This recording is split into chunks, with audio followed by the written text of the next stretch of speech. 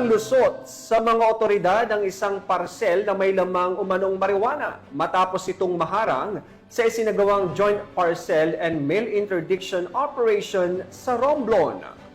Dahil sa mabilis na aksyon ng mga law enforcement units, agad na naaresto ang suspect na responsable sa pagpapadala ng nasabing parcel. Narito ang report mula kay Patrolwoman Christine Lorenzo. Arestado ang isang itinuturing na high-value target sa isinagawang matagumpay na joint mail and parcel interdiction operation ng mga otoridad noong ika-5 ng Hulyo taong kasalukuyan. Pinangunahan ang operasyon ng Philippine Drug Enforcement Agency Mimaropa, Romblon Provincial Office, katuwang ang Romblon Municipal Police Station, Philippine Coast Guard at Romblon Police Drug Enforcement Unit.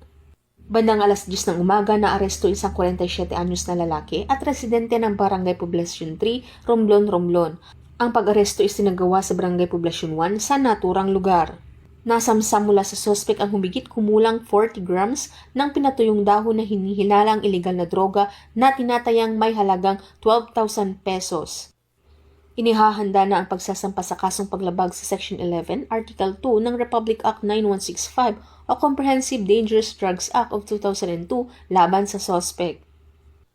Ang pagkakaaresto sa suspect ay patunay lamang na ang mga otoridad ay walang humpay sa pagtupad sa kanilang tungkuling gawing ligtas at maayos ang bagong Pilipinas.